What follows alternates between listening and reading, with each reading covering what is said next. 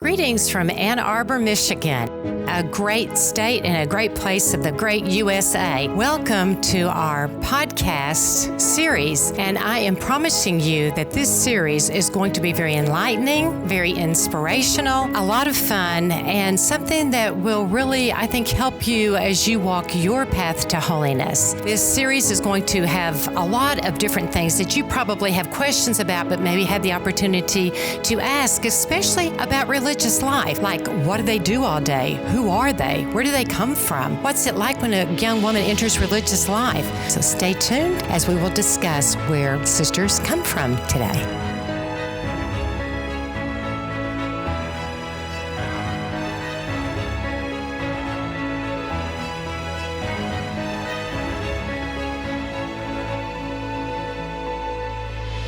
Welcome to Lumen Ecclesia Digital, or as we like to say here in Ann Arbor, to LE Digital. I am Sister Joseph Andrew Bogdanowitz, and this is one of our podcasts, the podcast series of The Truth Shall Set You Free. And today, it's very special to have one of our beautiful sisters with me, Sister Albert Marie Sermansky. Now, Sister, as you listen to her speak, you might begin to detect a little bit of an accent because Sister is one of our Canadians. So, yeah, she came to us from way up there someplace. Now, Sister, could you please explain to our audience a little bit about your background and your family and, how your vocation was nourished growing up? Sure, Sister. I have to say, it's kind of funny. My American students say they can detect a Canadian accent, but when I go back to Canada, my family, you sound like an American. So okay, we'll take it. It's not as strong as it was a few years ago. So I grew up in southern Ontario, so actually maybe about 3 hours away from our mother house. Did you hear that bout? Yes, Sister. We still detect it. Go ahead. I'm sorry. Let's see. My father was a farmer, so I grew up out in the countryside. It's a really beautiful and rich part of Canada, so fairly well populated, but definitely a lot of farming there as well. And my family's Catholic, and from the time when I was little, they were very strongly practicing Catholic. So, growing up, we went to church every Sunday. When I was maybe 10 or 12, we started praying the rosary every day as a family. Beautiful, Sister. They have heard this before. Did you hear that, families? Pray that daily rosary. Sister, thank you for telling our audience that. It was actually kind of funny. When we first started, our mother was like, "Hey, children, I've got a good idea. Don't you all want to pray the rosary?" We're like, "Oh, yes, yes." She's like, "It's completely optional." Right. So it was optional for about the first 2 months. And then one of us, children push the limits. I don't know if I really want to pray. Well, it's not optional anymore. This is one of our family customs, and we do it now. What a good mom you have. But most of the time, we were reasonably happy with that. I don't know how much more. And where did you begin your education? And what education did you receive at home? So I was homeschooled from about 7th grade through high school, partly because some learning challenges with other members of my family that we were able to address a little bit better at home. Sure. And partly because we were in a rural area. The quality of education wasn't necessarily to the excellence that my parents wanted to give us, and there were no other options in the area. Now, Sister, I have to ask you, as since you're a homeschooler, and I went to a Catholic school, so I was taught by sisters, but I've always wanted to ask a homeschooler. I think I know what you would say because of your personality and your drive and your desire for truth, but were you very self-motivated, or were those moments you just kind of skipped out and walked the farm and did other things here and there? No, I was a very self-motivated student, which is one of the reasons why our parents knew it was possible. Okay. By the time my brother was at high school, he was a very, very crazy, outgoing type of personality, and he went to a high school because with his personality, that's what he needed. So it was really based on what was best for us individually. That's beautiful. That's a very good lesson for our listeners and our viewers to know that And to be reminded that every child is just so different from the same parents, no matter how many children, and yet they need different things. So you, sister, are, I would certainly say, and my community would agree with me, you really are an intellectual. You really do have a capacity to study and to learn and to make your own and to draw great significance for the good of others. We will get into that in a minute. But at this point, so you're a homeschooled high schooler. Yes. And then I think my vocation really started as a vocation that I was aware of. I mean, the seeds Sure. are always deeper, but it was very simple, actually. Some people have very dramatic stories, and my life is always very simple, I think. But it was just one day after Mass. I was 14 years old, and I received communion, and just praying after communion, I just had such an incredible sense of God's love for me and a recognition that my relationship with God was the most important thing in my life. And that's not a vocation yet, right? That's true of every individual who God calls. But that sort of opened my heart a little bit. And then right after that, I just felt this idea, you could be a sister. And up until that part, I hadn't met a lot of sisters, and I thought, well, it's like strange people like Therese, who was in France, who are sisters. But then just that so foreign countries do these kinds of things? Yeah, exactly. Years ago, foreign countries. Oh, yes, gotcha, okay. But with that, it was just that voice in my heart that realized, yes, actually, I could do this. And then sort of just continuing to pray, I thought, actually, I think that's what God would like me to do. And it sounds like a really good idea to me. And that just wow. stayed with me, right? Because just a momentary experience, you can't base your life on sort of the experience of one moment, but that desire stayed. So it was something real. Did you, at that point, mention it to your parents? You know, I did.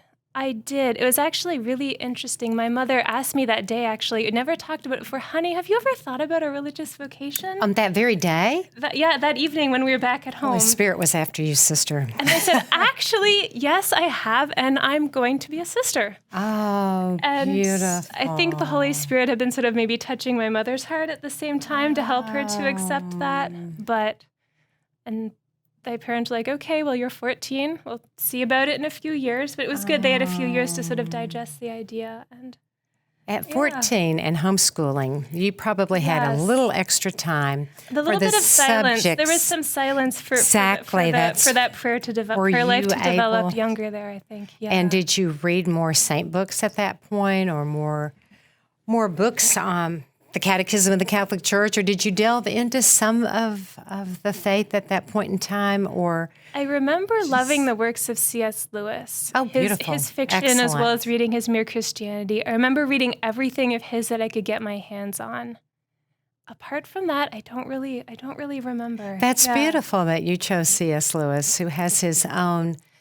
Never became a Catholic, but had a very strong Catholic heart, and certainly had so many Catholic friendships, and I think in so many ways was able to verbalize great beauty about the faith, and perhaps longed for it in a different way that we won't know until we get to heaven. And then I am going to ask him exactly what was going on.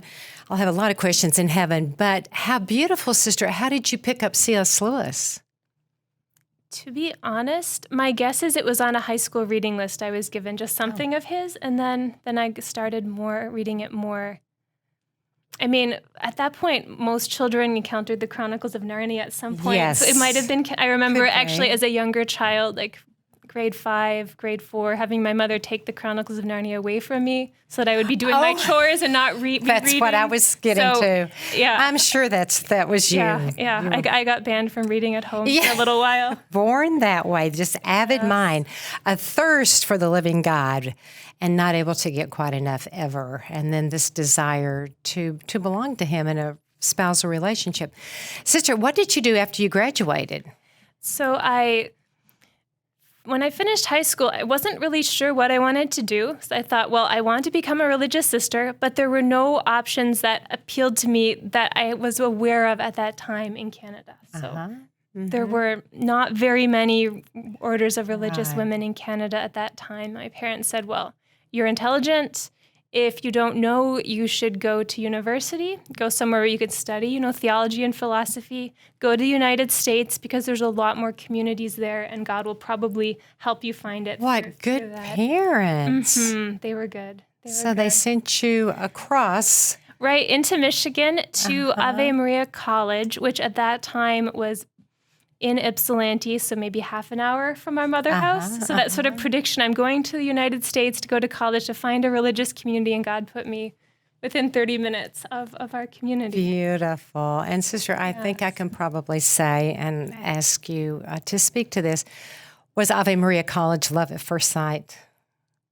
I loved my classes. I loved my classmates. I love my professors. No, definitely. And it really was there that I discovered the Dominican part of my vocation, because before I knew I wanted to give my life to Christ, but I wasn't sure, should I be a contemplative? Did I want to work in nursing? Do I want to be a teacher? I didn't know specifically, and it was just too big to visit every religious community or just to start visiting. Yes. And it was while studying, I remember I'd take my theology books down to the chapel in our dorm, and I'd find myself praying and reading. I mean, occasionally when some of my friends would go out with the men they were dating, I'd think, well, I know I should spend some time with the Lord, develop that relationship. Beautiful. And really through that studying, I found that my faith grew so much through studying the theology and philosophy, the tradition of the church, that I realized, I need to look into communities that have something to do with teaching or study, some way of passing on this intellectual tradition at whatever level, because you can absorb a lot as a child, but That's true. At whatever level. And then I started looking more specifically at Dominicans or teaching communities. So I really didn't have that building block in my vocation until I went to a Catholic college. Beautiful. Now, Sister, I remember you would come and make our vocation discernment retreats, and another whole podcast is dedicated to the vocation discernment retreats. So make sure you see that, and the young women in particular see that, and you parents see that too, so that you really understand what these vocation discernment retreats are. But Sister, I remember you making several. How did this feed your vocation?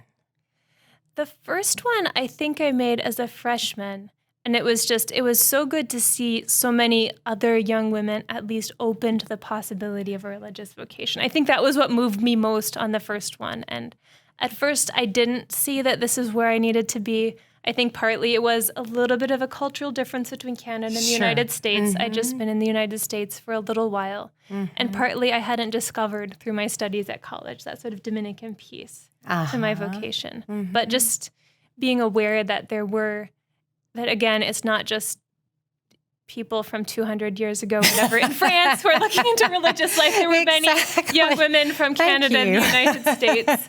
Just seeing that was very moving the first time.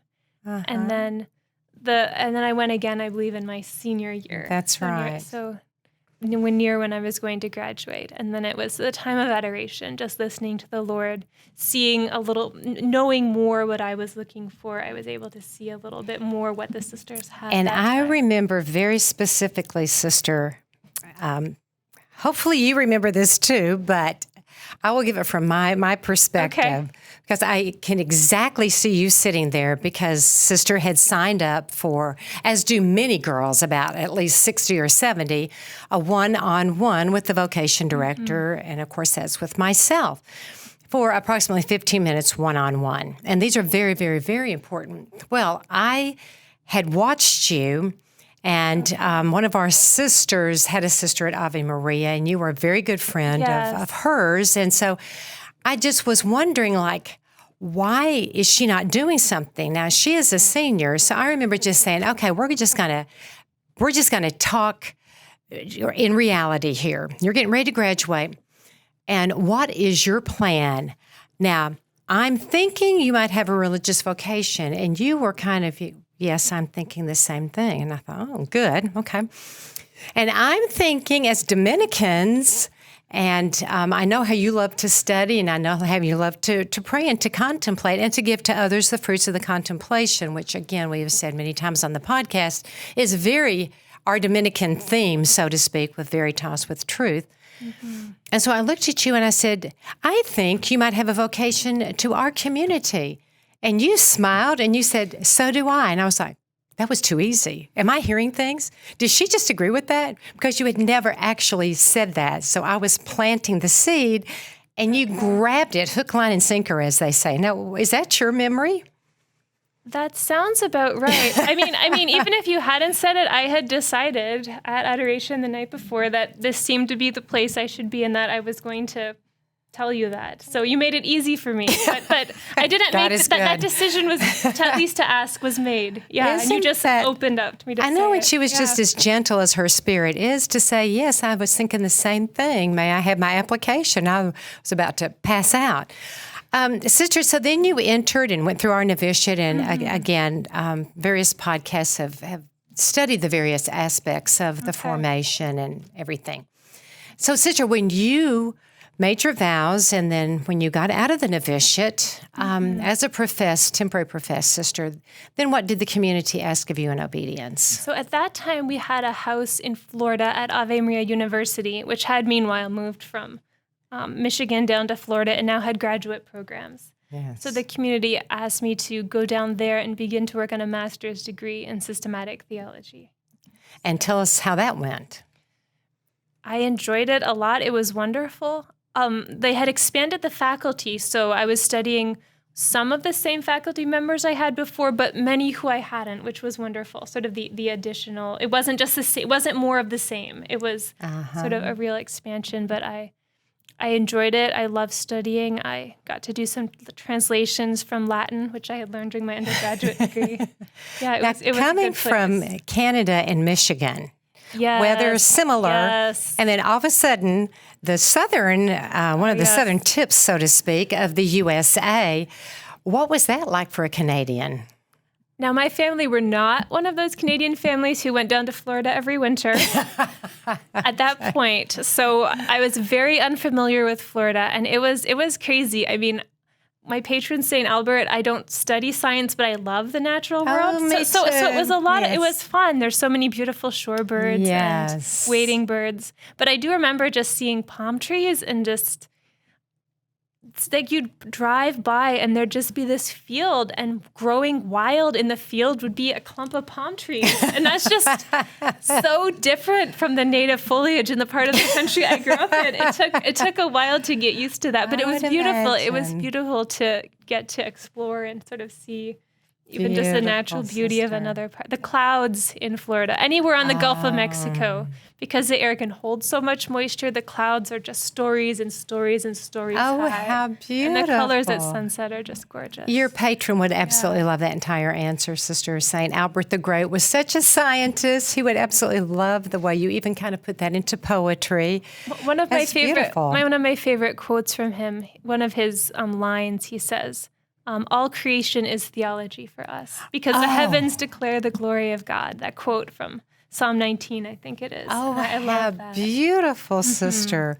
Okay, so then you got your master's degree, and we were all rejoicing. And then what did Holy Obedience have for you? Then I had the opportunity to apply to stay at Ave Maria and continue into their PhD program. Yes. And the school gave me a scholarship that made it possible for me to do that. So then I stayed there for even more years, coming to love Florida even more and delve a little bit more deeply into that tradition of the church, but particularly the Thomistic theology. I was going to say, and you were able at that point, certainly, to kind of choose within specific fields which you really wanted to delve into.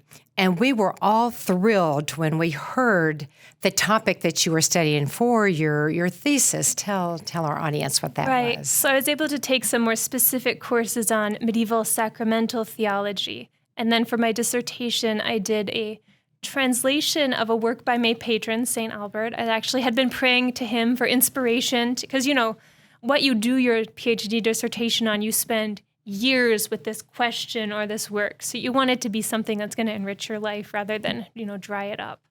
So there's certain topics that need to be treated, but, are good for you. I totally understand. So I ended up working on translating St. Albert's work on the body of the Lord, so on the Eucharist. Wow. And then I did an introduction and an analysis of the theological themes in that work as well. So how did you learn German? You translated Albert the Great.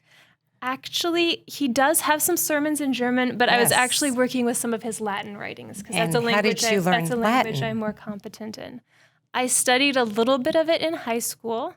Actually, there's a little bit of a story there. Some homeschool families got together to learn watercolor. And I remember saying, an artist friend of my mother was teaching it, and I'm not quite impressed with my attitude now, but I was like, I'm not really artistic. I can't draw. I don't want to learn watercolor.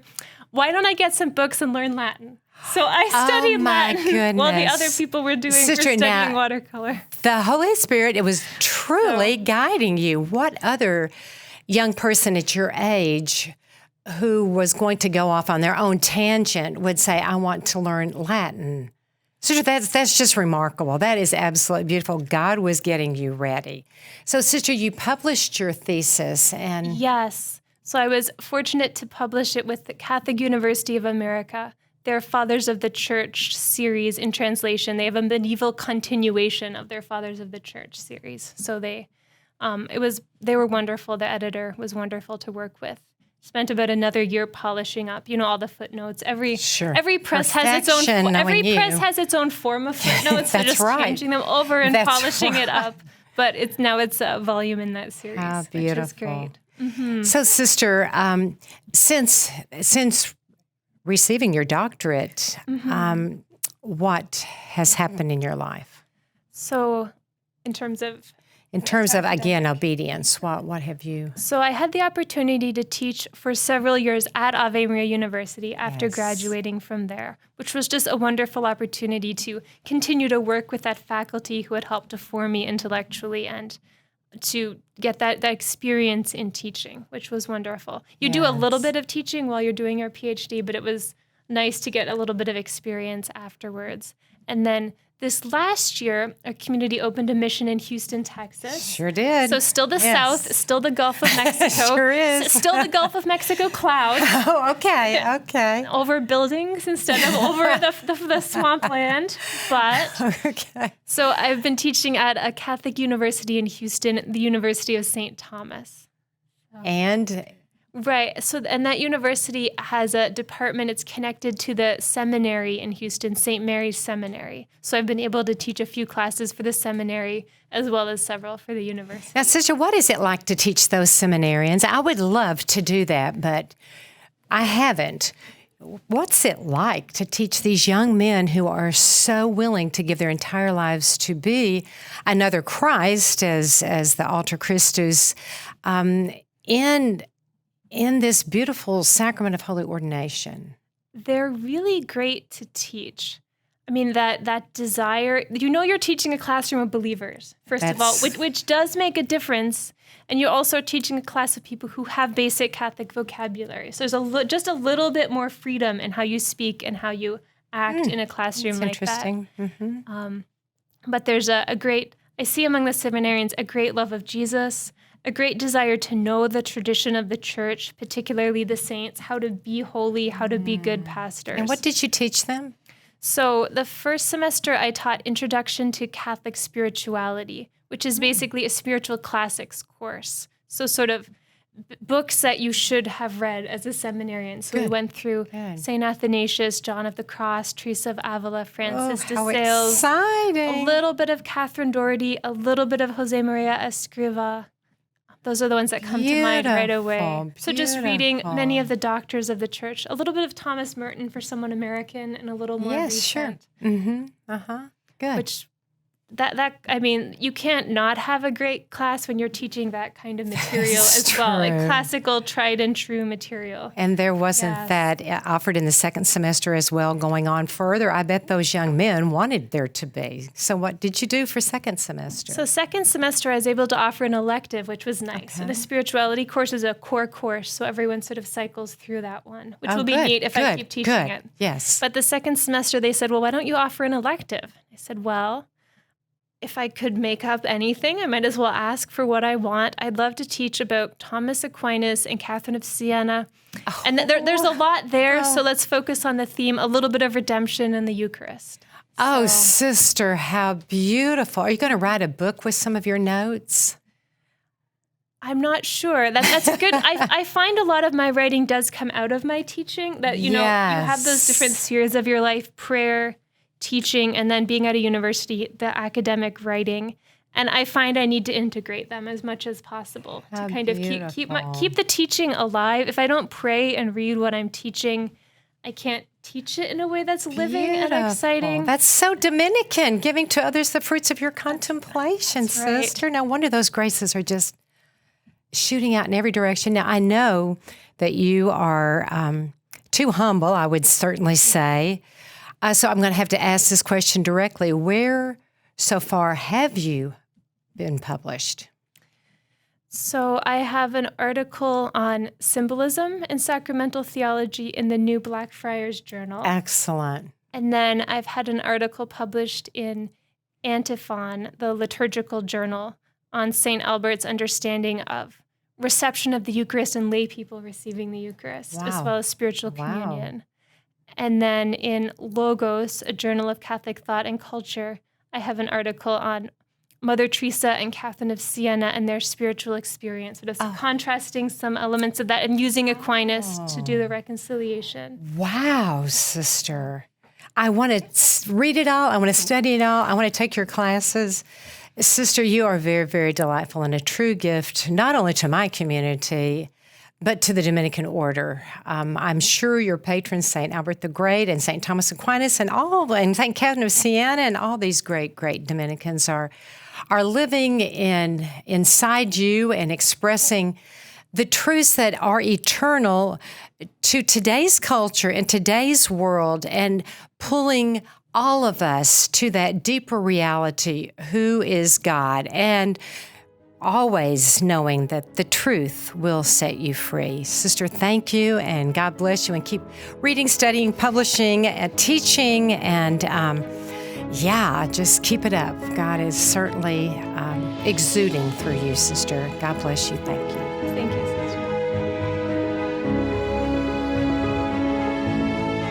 So if you like the material on this particular podcast, then please click on the next podcast for another fascinating story.